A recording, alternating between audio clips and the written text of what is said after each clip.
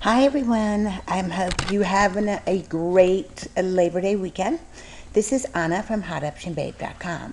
Up on the chart here I have the E-mini S&P 500 futures. I want to show you something really interesting because I found it just incredible last week. Now, I posted last week in my videos that expect a choppy week and on Sunday, and that we get whipped around quite a bit, and little did I know how correct I really was, and I probably should have stayed out more. Sometimes, you got to listen to your own advice, but we're fine. But what I want to show you is the move that what we actually had in 1 week. We retraced 78.6, and now overnight have retraced. Oh, okay, we've retraced 78.6% at 11:07 of our move, which we hit last night in the overnight futures, of our move down, the whole move in August. Now, I want to tell you something. That's pretty ridiculous. It's not ridiculous for a holiday, but it's still pretty ridiculous for a holiday. So that's all I'm going to say about that, because I think it's just insanity. But anyway, now, will it turn here at the 78.6? A lot of people think it will. We could actually open up tomorrow a few points higher and then roll over or chop around tomorrow. And then Tuesday go down.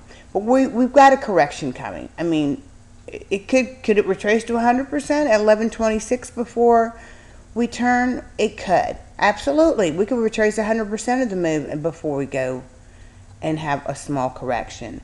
You'll see on the hourly stochastics, it's sort of the overnight stuff going on here, so I'm not going to put a lot of credence in any of this. And the lower indicators for right now still show the McClellan oscillator up over the positive line, so that's still a buy signal, but I do expect it's going to drop back down here pretty soon.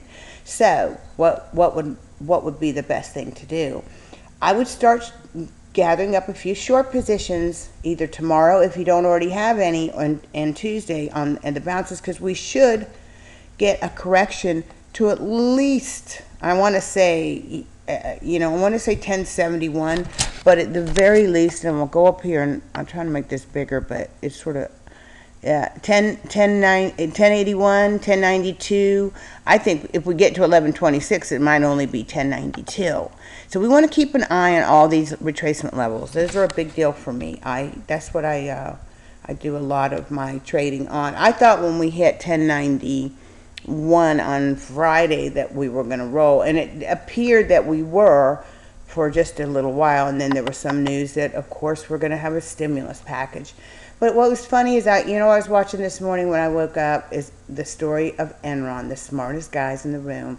And what a story. If you've never watched that, it's unreal how corrupt Wall Street can be and lie to you about what is truly going on.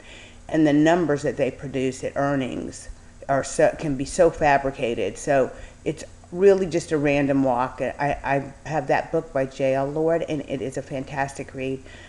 It is just unbelievable how, the traders, the guys in the banks, and the investment banks and the corporations, they all work against the poor retail guys. So we got to stay ahead of the game, and that's what we do here. And I hope everybody had a great weekend. Look for a correction here this week, and I will talk to you soon.